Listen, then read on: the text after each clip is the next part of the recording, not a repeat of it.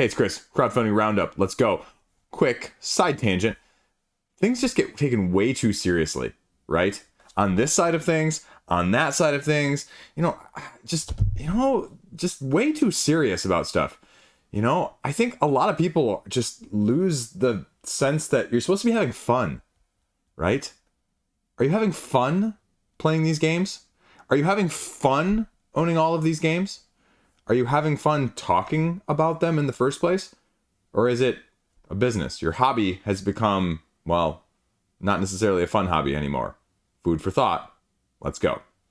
First up, Rebirth, limited edition, Knizia, tile laying game. I have a type.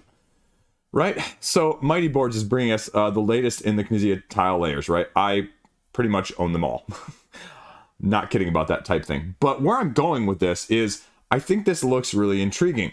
The problem I have with it, though, at the same time, pulling up my suspenders, putting on my old man hat and yelling at the clouds, I don't really see how this is any different than the others, right? I see the basic how to play. I have plenty of preview content to tell me that this is a nice game, but not enough to make me go, huh? I need to own it? And you know what? I don't mind surprises along the way, but I've said this with other crowdfunding campaigns. One of the big kudos that I give to projects like Reggie Games and Primal the Awakening. That is one of the best examples I've ever seen for it. It's the one that sticks in my craw for so long. They just said, cards on the table, folks. Here you go. This is what it's going to cost you. This is what you're getting. Everything is there. We'll show you a few little, artwork details along the way and things like that, but no hidden add-ons, no hidden, content, no hidden deluxeifications. And, Mighty Board has said there's going to be surprises along the way with this one. And I just want to know, right? Especially, it clashes in my head because the other side of crowdfunding nowadays is so much, we need to fund in 0.65 seconds, and we're 3,000,000% of our funding goal. And so if you're hiding those things back, I would think that that's hurting you at the same time, right? Am I wrong? Am I taking crazy pills here? So I don't know. And, you go down to the how to play, right? It's what you see with other Knizias, right? Draw a tile, play it down Babylonia style in some place that it fits-esque, right? It takes groupings now that are going to get you more points, so it's different than that. Maybe more of your Blue Lagoon-ish, if you will. Settlements, though, and settlements are going to be filled with different numbered tiles based on the how many they have here, right? Because, again, all you're doing is grabbing from this massive face-down pile, it looks like. And that's fine, but then you score it when it's done and score the most points based on who has the most of their, right? So, okay, great. This must be one of those where everybody plays until all their tiles are gone sort of situations. I don't know what the end game is because it doesn't tell me on the page. Again, castles, they're going to see deluxeified bling down below of those. Cathedrals, again, visiting next to it, gaining community missions or community goals. Also, one of the expansions or the little extras is going to give you secret objectives, I believe. And I like this.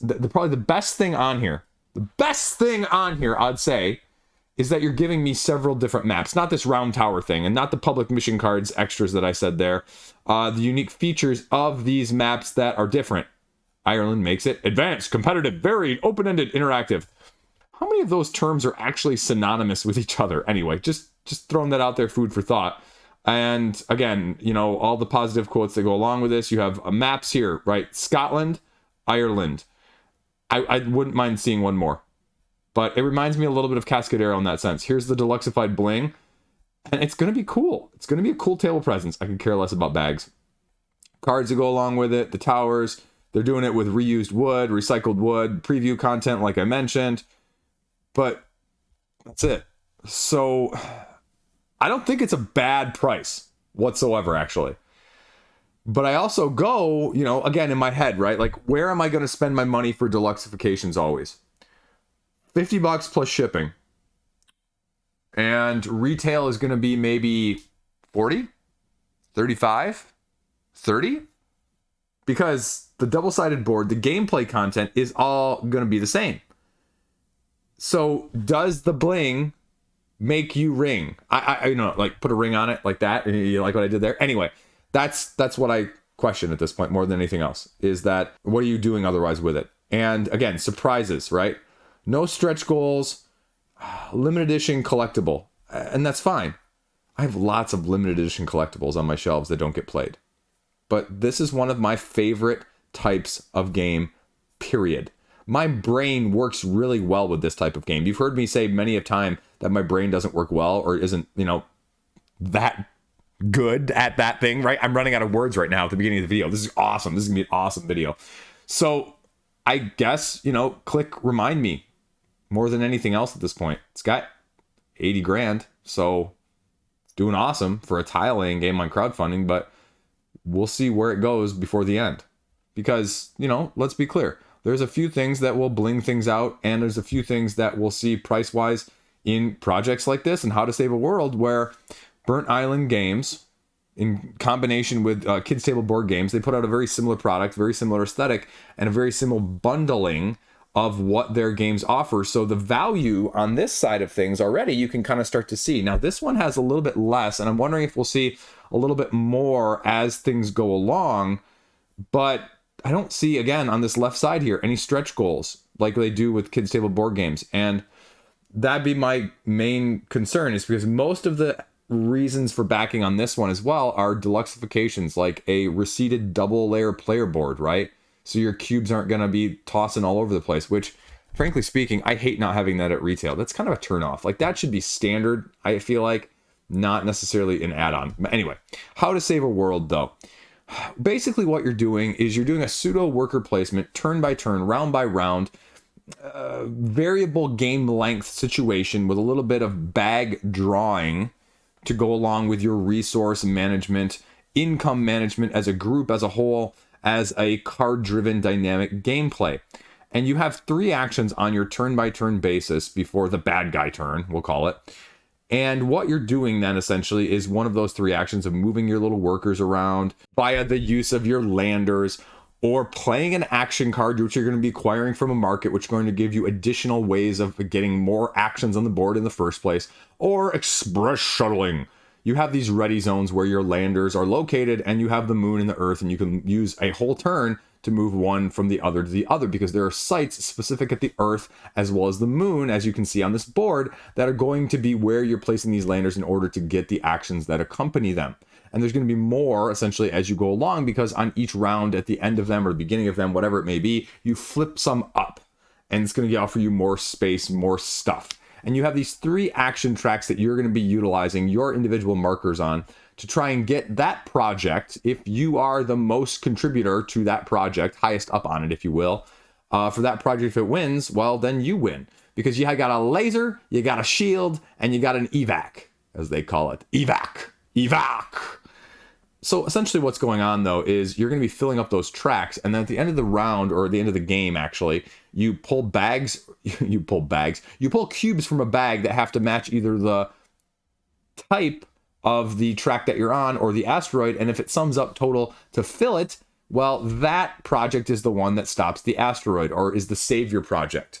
And then if that doesn't work, you go to the next one. And if that doesn't work, you go to the last one, which automatically succeeds. So if you want to get safety net, you go put all your points into evac. But then you have to hope that one of the other 2 players doesn't put all their points in one of the other ones, and allows that to achieve and score and dynamically win.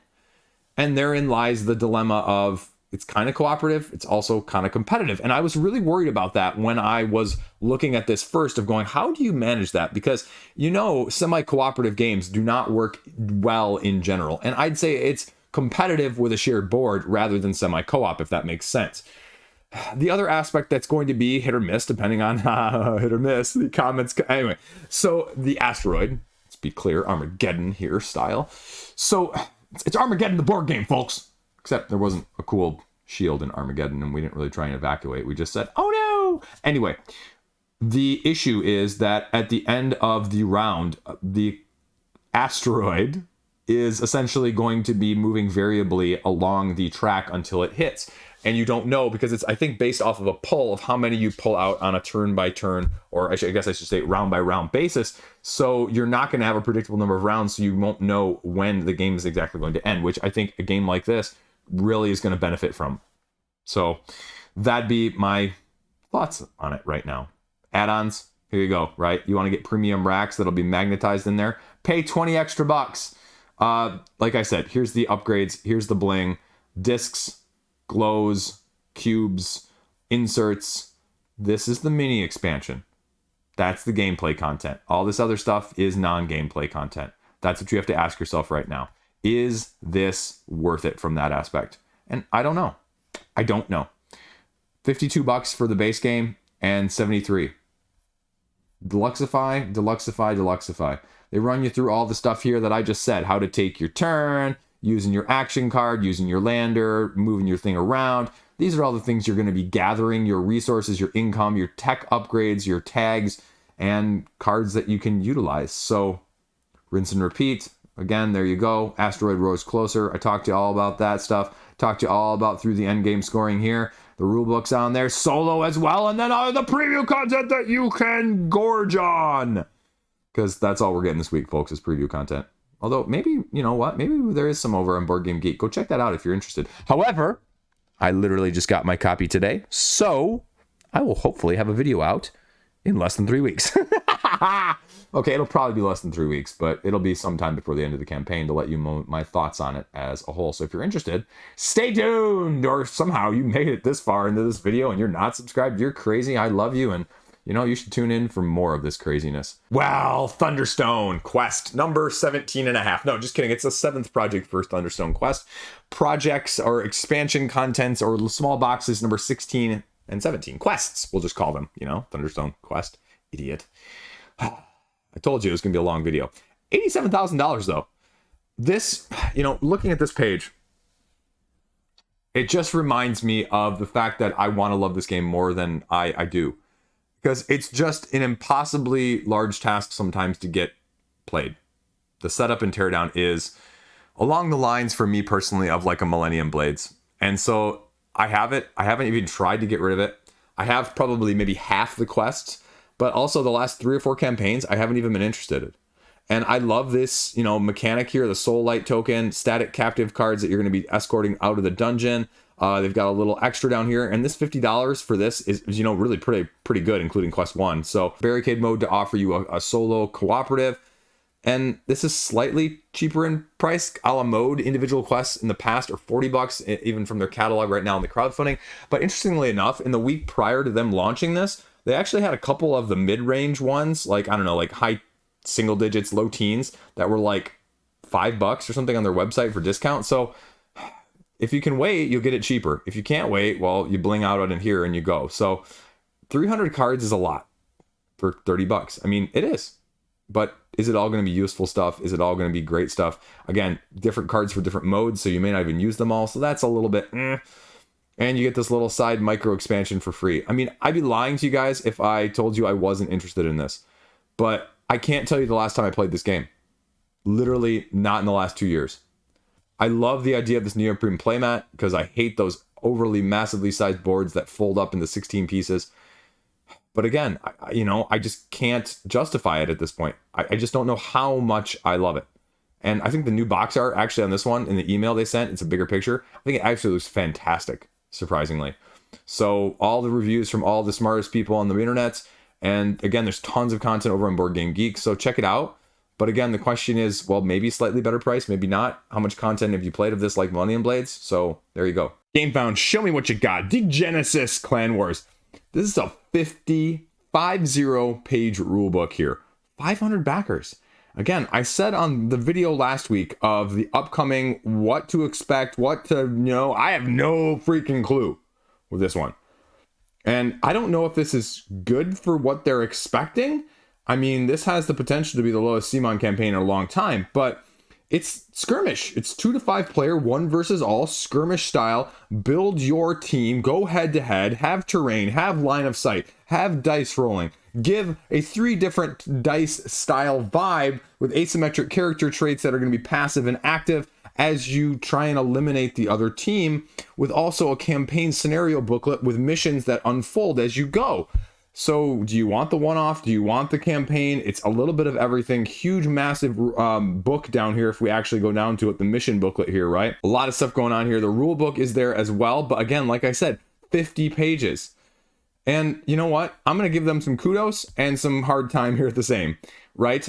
I like the fact that for once it appears that they said, here is everything, right? All the gameplay expansions. Well, again, I guess that doesn't include maybe some deluxeified stuff that's maybe not on there, but gameplay all in 245, base pledge 125, stretch goals big question marks, right? Like, I'm wondering if that's also biting them a little bit, just like I talked about with mighty boards, right? Like, you need to show people what the incentive is, and this holding back until the mystery is revealed or the cards held too close to the vest, you know what, people are kind of getting past that unless it's something they absolutely already utterly love. And it's kind of not the in vogue way of doing things anymore.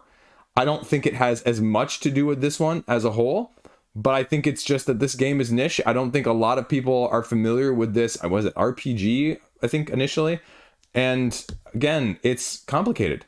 It's 50 pages. And the rulebook actually is very, very nice. It's a very easy read, considering, but it's still a lot going on with these potential cards, and you're flipping and the 3 different levels of dice, the white, the black, and the red, because as you go up to the black and the red, they have botches, or you can have consequences to your rolls, and the asymmetric abilities with all of these dashboards and characters in the first place, and they're each passive traits that you can sort of draw at the beginning, but have the potential to flip over with your asymmetric maps, and it's a 1 versus all too. That's not insignificant. So you can check out some of the, video down here, because they had a whole bunch out, and that's just mostly all even before the campaign page even launched. So if you're interested, give it a look-see. But if you're not a skirmisher, skirmishes do better on Kickstarter. I hate to say that. Like, there's a lot of skirmishers on Kickstarter, RPGs on Kickstarter. And so I don't know where this one's going to go. I don't know where this one's going to end up. I kind of wonder what the threshold is.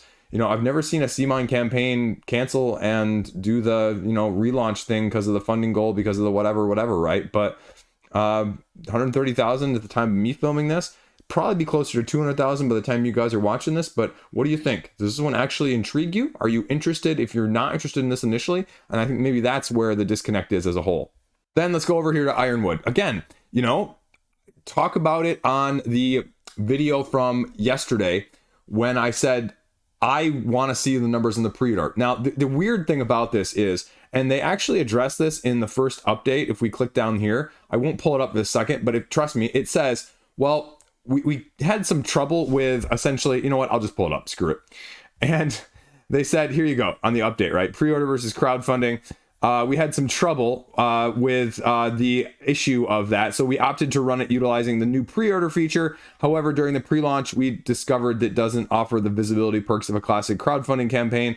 And so I think that this is probably the best way of addressing this, and they decided to do it under crowdfunding. So, but it's a pre-order. They frankly say this. So you know what? I give massive props for them. And I wish all the pre-orders just had that as the go-to. Like, I don't know why you need to hide pre-orders. I don't know why you need to hide length of time or anything like that with Dead Keep.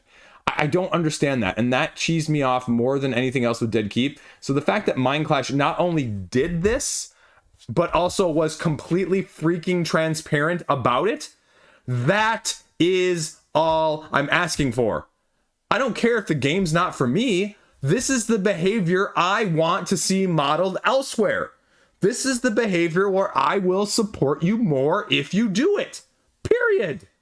As a consumer, this is more friendly.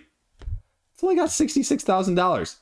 It's because there's no miniatures. It's because it's a liege-driven game, head-to-head, 2-player, asymmetric faction versus faction, asymmetric win conditions. It is, well, 2 very reminiscent games on my channel that I liked.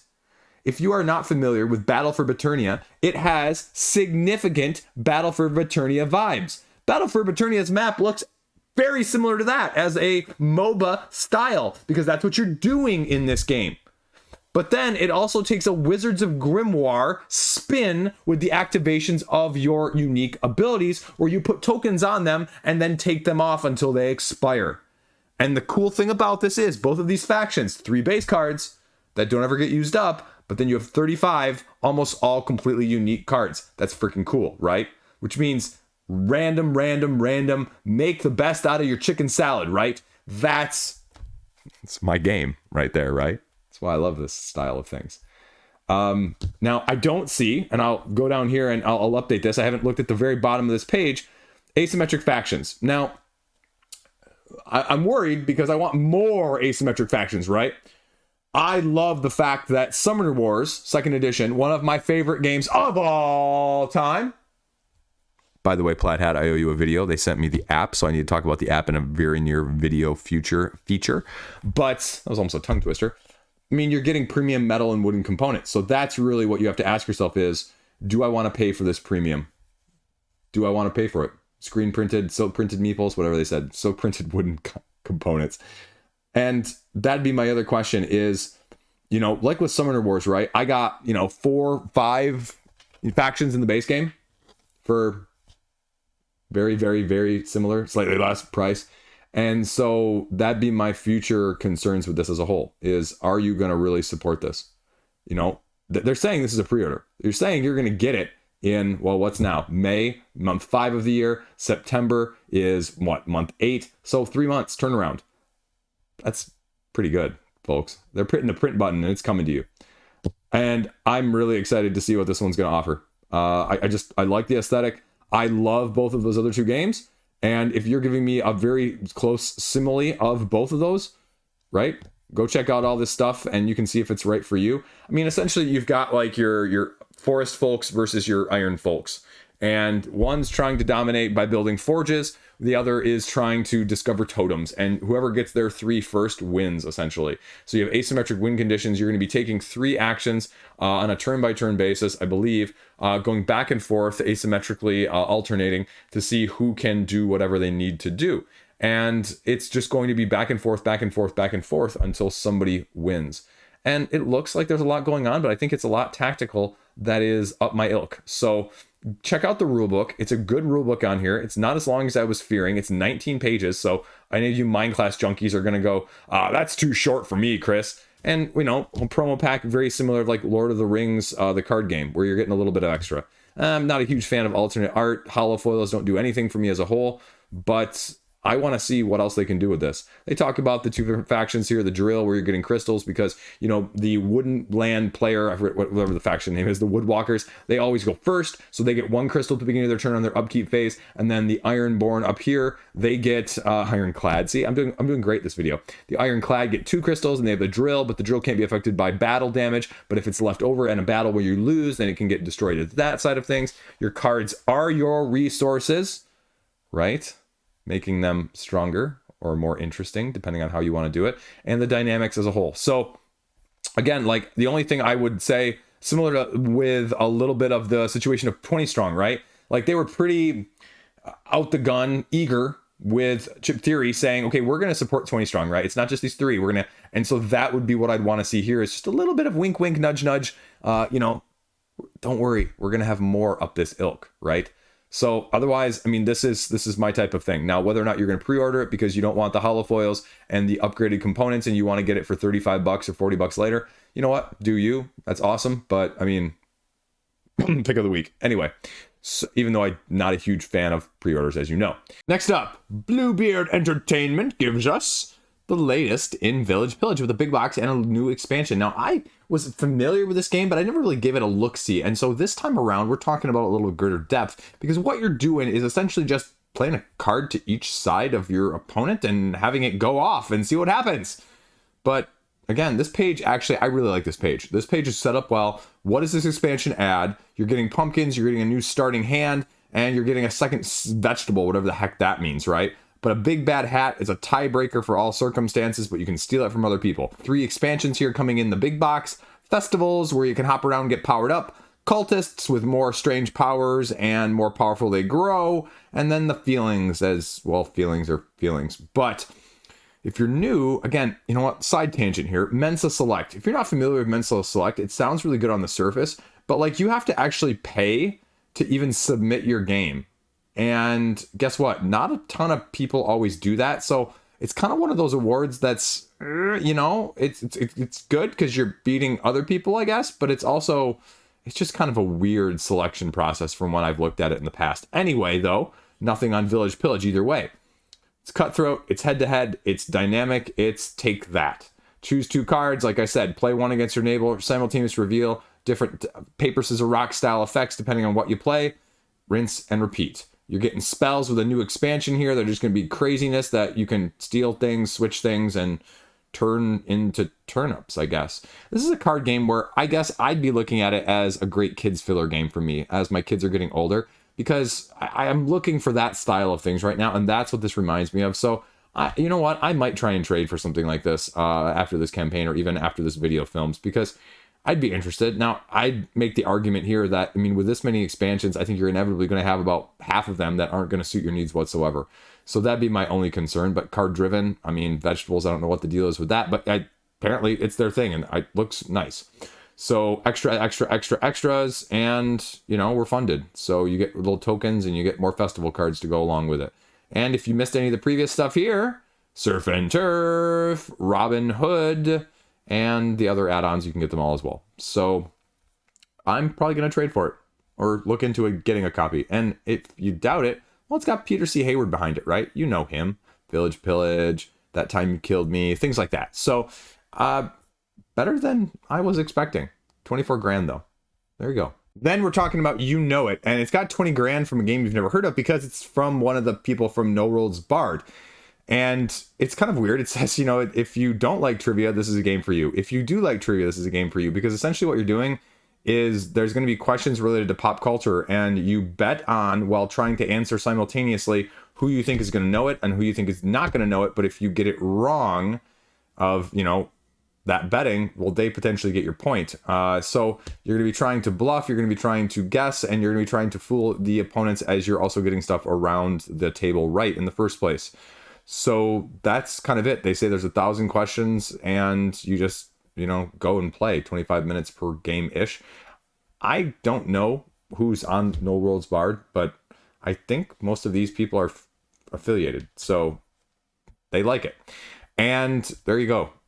They're offering you 3 different colors of it. You played the most points, and so that's what you get after, I think, a certain number of rounds, they say. Yeah. And the interesting thing is, while the exclusive is you can just get it in a slightly different color, that's a lot of money though for a card-based trivia game, you know, over $40 US. So I guess if you want it, but if the only difference here is that it's 10 pounds extra for a different color, that's a lot of money actually for a slightly different outer aesthetic difference. But that's everything. You can pay extra to get involved with them, a ticket to launch party, a pin, a signed thing as a whole. But I mean, trivia, there you go. You know it. $20,000 as well. So good for them. Nuclear Destruction, 20-year-old game coming back with a reprint from Mr. B Games, 16 grand just funded as well. It's a card-driven tableau system where you have a bunch of cards in your hand, you play them to your tableau, you slide them across, you attack each other in a heavy take that style of things, flipping them up, flipping them down, and while trying to knock out the other opponent's population and be the last one standing. But if you get taken out, you get one last strike against somebody else, so you can end in mutual destruction and nobody can win. So that, you know, people of chaos creation like myself actually kind of like that. And you just play 2 cards at the beginning, draw a card, slide cards, flip cards. That's it. And you have different types of things that are going to be doing propaganda, delivery systems, and warheads. So, boom. There's a bunch of little stretch goals. We're getting a little extra 5-card booster decks as they hit the different funding goals here. So, got it blinged out all the way to 60,000. And we'll see. I mean, $39 in crowdfunding. And I guess, you know, if you're interested, I know this one was out of print, I think, actually, for a while. And just a couple random people had brought this up to me over the last couple of years, and I never had played it, wasn't even familiar with it. But enough people are that it's funded right now. So if you have any interest in a heavy take that nuclear Armageddon style post-apocalyptic-ish game, check it out. Then we're going over here, Thorgal, the card game. Interesting point here that was brought up again that I thought of too as well was you have Thorgal, the miniatures game, and you have Thorgal, the card game. And where's the IP split? Is it like some of those other ones where, you know, like Star Wars, where you can do sort of this version of things here and this company gets this version of things? I don't know. But this was already funded back in November of 2023, and they canceled when they were at a funding goal of about $22,000 total.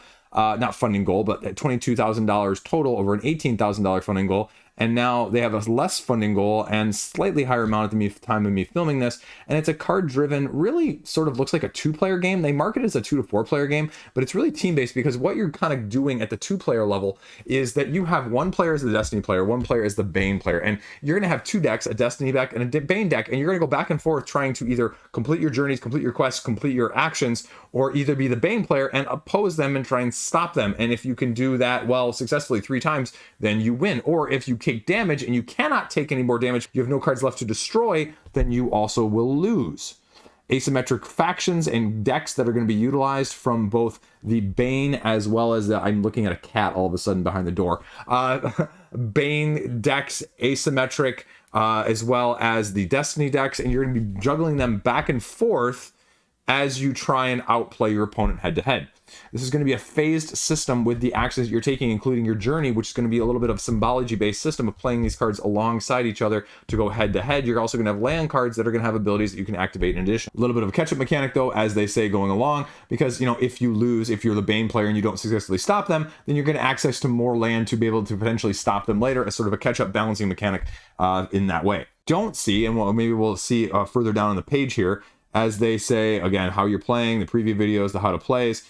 The difference is, even on the rulebook here, of the 2-player mode versus the 3 and 4-player as more of a team. You're alternating between the decks, like I mentioned, capturing those locations or preventing your opponent from doing so, that I just talked about in the overview. They give you a little bit of the factions here. What do we got stretch goal-wise? A little bit of deluxifications, a sleeve, a little bit of deluxifications. So, again, nothing on the page, again, that speaks to the fact that it's a 3 or 4-player situation, or what's going to be different, or how you're alternating. Like, are they totally cooperative? Are you like going A versus B and C versus D, but also like combined? Like, there's nothing that tells me this. And somehow the exclusive early bird is going to be a miniature with this card driven game. So that's not necessarily something to entice me, I guess.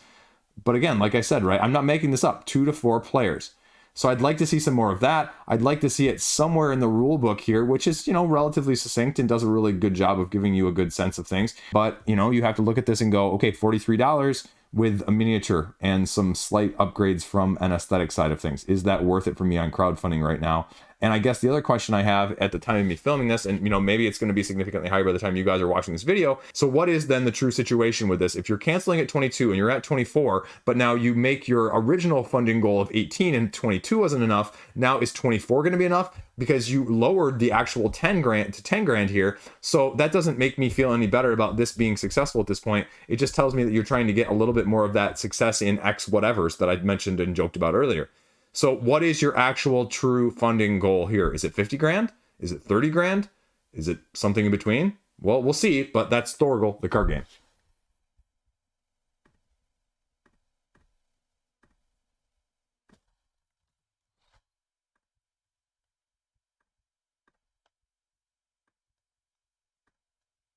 As a side note here, if we have to over game found here just for a second, again, I have to comment on this front page because, you know, like I always do, right? I feel like the ones up here, the 6 that are inevitably up here, are the equivalent of, oh gosh, I hate that stamp right there. The game found projects we love, and then everything else is kind of the game found projects we're okay with funding, and some of the old stuff that is, you know, maybe funding still, or maybe Omen for Pledge Manager, but, you know, we're just going to kind of smush them all together there as a whole. So, yeah, right? Then we're going over here to Stupor Mundi from Quind Games. Again, like $100,000. What you're doing is actually you're building that little castle you see right there. And you're using these action economy system that you have on a turn-by-turn basis in order to maximize your building as you're increasing your workers, upgrading your tech tree, upgrading the opportunities in order to take them, as well as moving around this little castle on the main board to determine what actions you can take in the first place by then slotting a card either face up or face down, depending on how you slot it, depends on what's on the front or the back of the cards to give you different actions as a whole. On one side, it has actions on the card itself, and if you place it that way, well, then you get those actions. On the other side, there are little guys with spears, and they point at parts of the castle that are going to have actions allocated to them, and then you get to take one of the actions that's allocated to one of those spear pointed tips. But depending on how far you move around, you're gonna have access to at least a couple different ones potentially, and how many more resources you want to spend in order to move may determine what is available to you, because the first move is free, and this roundel, we'll just call it a roundabout, and anything after that's going to cost you extra. So what you're doing though is you're getting a little bit of add-ons here. If you want to get the base pledge here for 59 euros,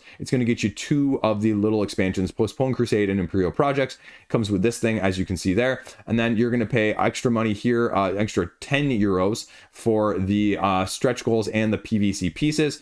And as opposed to wooden, I actually think wooden looks a lot better than PVC, but then somehow you can pay 20 more euros on top of that to get them all sun dropped. That's a freaking metric ton. 20 euros for sun dropping on just these little castles, like player count dependent number. So that's, I'd pass on that. I like the wooden idea as a whole, but anyway, like I said, right, you're traveling around that roundabout. We're not going to screw up with any of the other terminology here. Face up, face down, like I said, they give the illustration of the spears, taking the optional actions.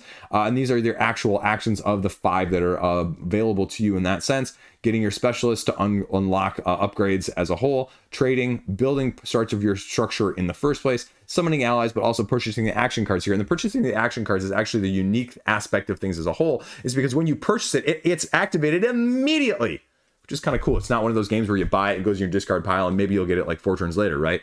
And then the other important aspect, which also plays into the end game situation, is edicts. Edicts that are going to be, well, manipulating, setting rules out, setting advantages, whatever it may be, and you only have so many of them. So when those run out, that's also a trigger for the end game. They run through the 2 expansions here as a whole as well. New challenges, new ways to score victory points, and new things to build depending on what's available to you. So rulebook, and board game arena as well. So I mean, it's expensive for what it is, but I think it's doing something slightly different. It's got an aesthetic vibe that I think people like, although the art is still not fully my favor, but I like the wooden aspect of things. So preview videos galore, and that's about all that I can tell you about once we get past all the preview videos. So there you go. Planned release date sometime, well, a year from now or so. Take that for what you will, right? 6-month overdue. That's what we always go with. Stupor Mundi. Then we're going over here, Dark Omen. Tired of your average dungeon crawler? Something unique to your collection. So this is a cooperative 1 to 4 player dungeon crawler where the uniqueness is this maze that is circular and movable as you're going along, and you take essentially 24 hours worth of actions, 1 action every single turn for 6 actions around over 4 rounds. Haha, see, that's 6 times 4 is 24. They outlined that below. I didn't come up with that myself. A handicap system in order to create your unique character. A somehow dexterity-based throwing system to allocate your character's abilities in the first place. And then a puzzle that you're going through in a scenario-driven sort of mix mash your objectives in order to, well, figure out what you need to do in order to win the storyline in the first place. Right there, right? I wasn't kidding. Dexterity-driven tournament of creating your character. And then the game flow, like it says, right? Obstacle throw, unique maze creation system, and then Omen cards are going to be completed in order to get the objectives you need to win the game. Managing your resources, having those unique traits, and battling as you go across with a D6 or, well, potentially anywhere between a D4 or even D8 style of things, but you can also combine dice between players. Take your attack rolls, but it's not just attack minus defense. It's attack roll versus attack roll decides who does damage, and then you roll a separate damage die in the first place, mitigated or buffered by your unique cards, traits, or items in the first place. Crafting, looting, trading, surviving. And so that's it though. They have you stretch goals right here. If we scroll down a little bit further, they talk about this rotating obstacle system as well that you can kind of see that gives it a unique flavor in addition.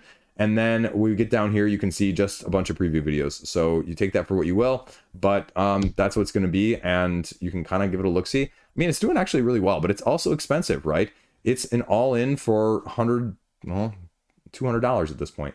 And the core is going to cost you almost $200 shipped. So that's not an insignificant amount of money. And as I said in the video yesterday as well, like, how many of these can you have? Might be unique, but how many of these can you have? There you go. Next up, Backpack Panda, BPK Games. You know, they actually reached out to me like a long time ago, and they said, will you cover this? I'm like, I'm not a big social deduction person, but this is what you're going on in a light versus dark Panda style situation over 1 to 6 rounds. It reminds me of the space one, whose name I'm completely blanking on, where one person is the alien and they like infect the rest of the crew, and it's a social deduction game where you have a slight movement around. And this doesn't have the movement around, but this has the resource management, infection, and asymmetric, either good guys or bad guys win depending on who gets what. And you play over 6 rounds, where essentially all you do on a round by round basis is you play one face up card, one face down card, and then you have to trade it with someone else, and then they get the opportunity to either accept it or decline it, and they may be the resources they need, but it also may be an infection, or it may be something negative to affect you in that way, but you don't know because, well, they're passing it to, you know, whoever they want, and you may have the ability to mitigate it, or you may not. And the other aspect of this is it wins with player elimination if you eliminate the Dark Panda, or if the Dark Panda is the last one standing at the end of 6 rounds.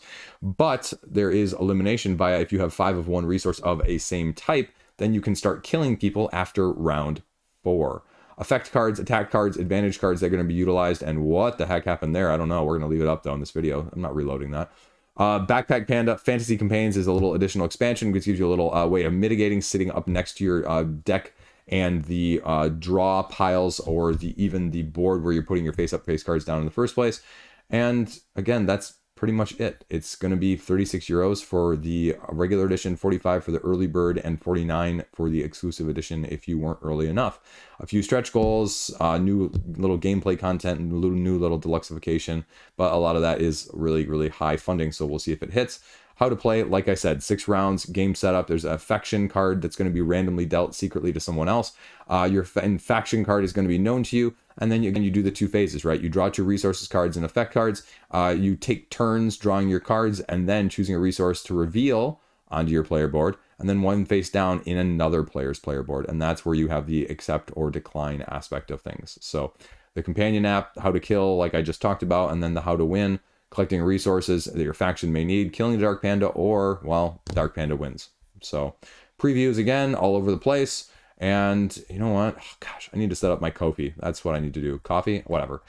Because I'm not doing paid preview videos, so I gotta get a little money on the side anyway. Ooh, look at that page, Kickstarter or computer. Well, we'll see. A little bit of both probably, but anyway, it's got 13 grand. It's funded. Check it out. Next up, Masters of Maple Syrup and Downstream. Now, one of these two actually looks really intriguing to me.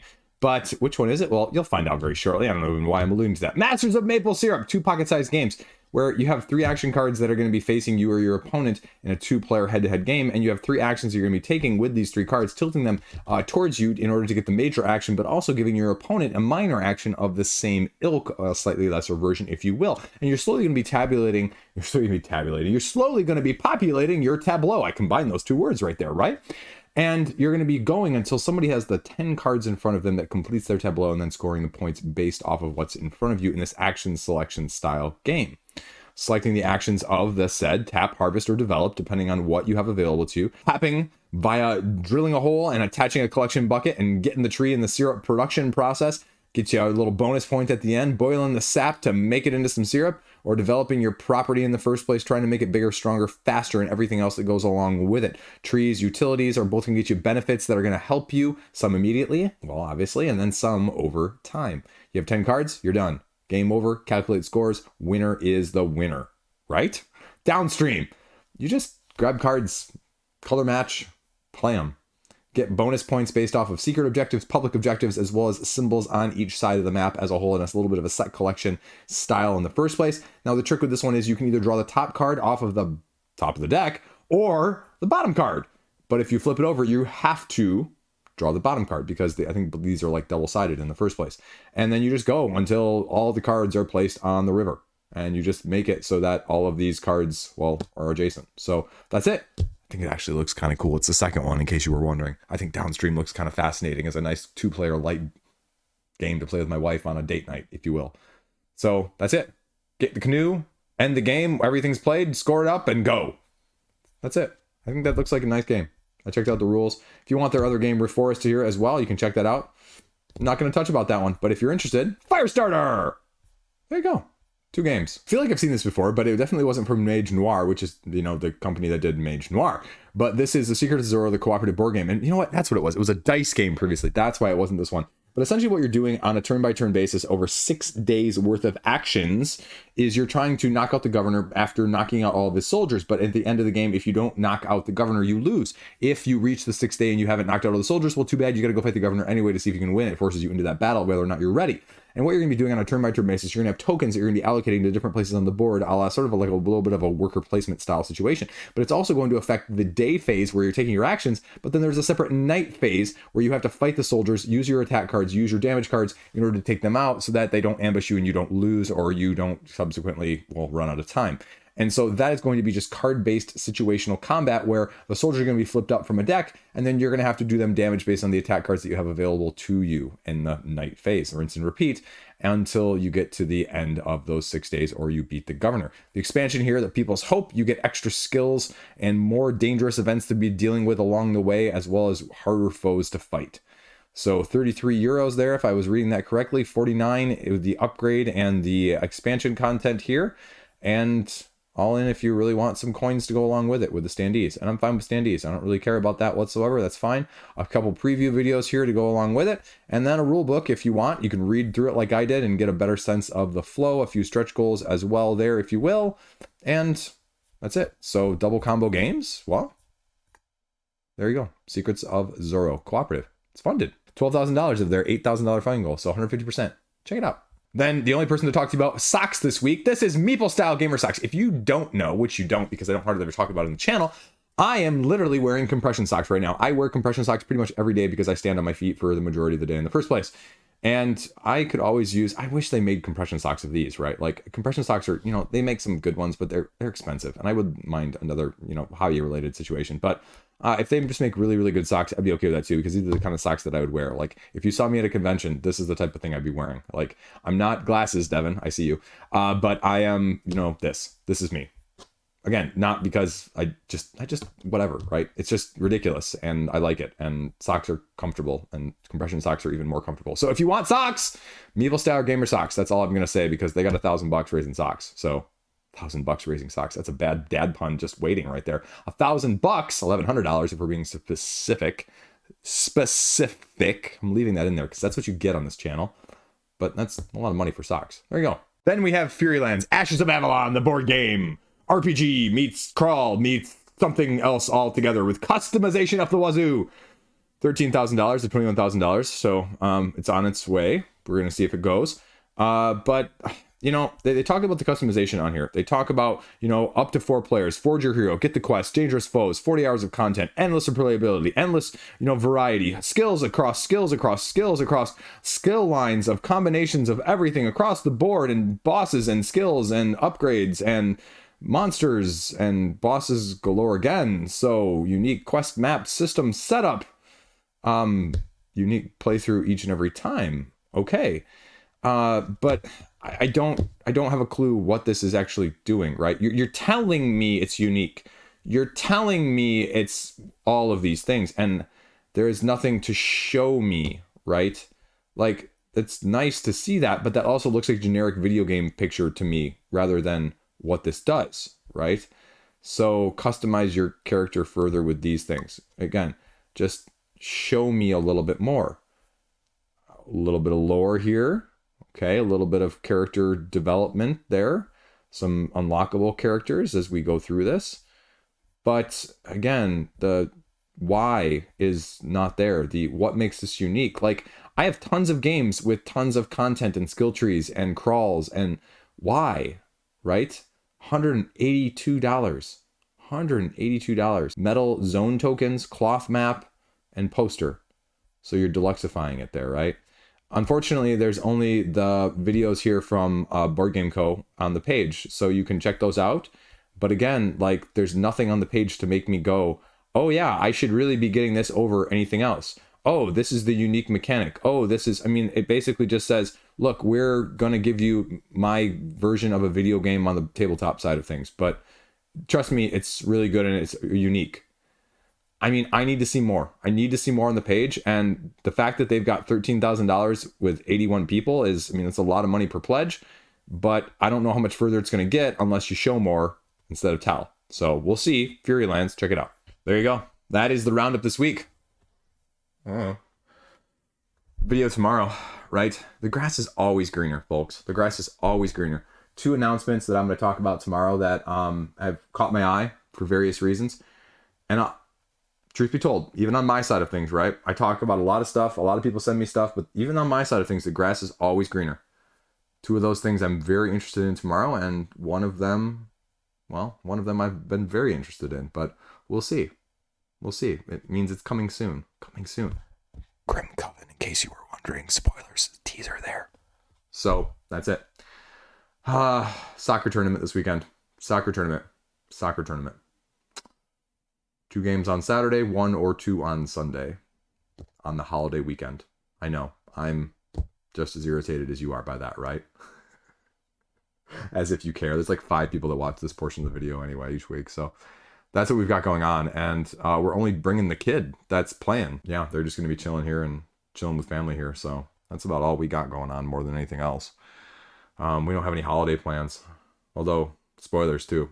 It's my wife's birthday. So I got something up my sleeve. I got one something up my sleeve. So I'm good for one something. But she always says, I don't want anything, right? What do you do with that? You know what I'm saying? If you're married out there and your spouse says, I don't want you to do anything, right? Like half the time they truly don't want you to do anything. But then the other half, it's kind of like, I want you to do something. And I'm slightly disappointed if there's nothing and you actually take me up on my word face value. But then it's also like, I don't want anything, so I have no ideas, right? And if you're not, creative, if you're like me and not creative, well, that makes things really tough. Really freaking tough. So what I think I'm going to do, I think I'm just going to tell all of her family, just every single one of them, to just buy flowers. Because my wife's one of those people, like, she likes flowers, but she doesn't like to admit she likes flowers. I don't like flowers whatsoever. I'm not a flower person. What? Nope. They're going to die in a couple days. I think it's a waste of money. But she likes them. So what I may just do is say, hey, everyone, would you mind just bring her some flowers. Just bring her some flowers. So we have like a massive spread of flowers in our house, and she'll be happy with that too. And I was talking to one of my kids tonight. They're like, well, Dad, what? I was like, what should we do for Mom? And he goes, I think we should keep the 3-year-old out of her bed from waking her up.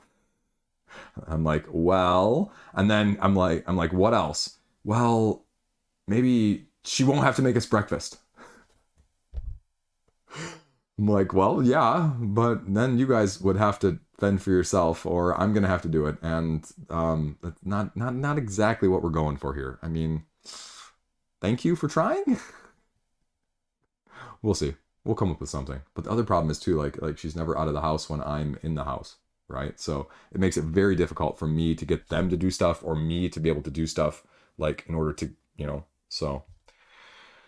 You know how it is if you're married or have kids and are in this situation. It is what it is. I'm going to make it work, though. I'm going to make it freaking work. It's going to freaking work awesome. You still watching this part of the video? I am. So, I'm doing it. I'm not watching it. Anyway, I'm done. Peace out. Ramble over.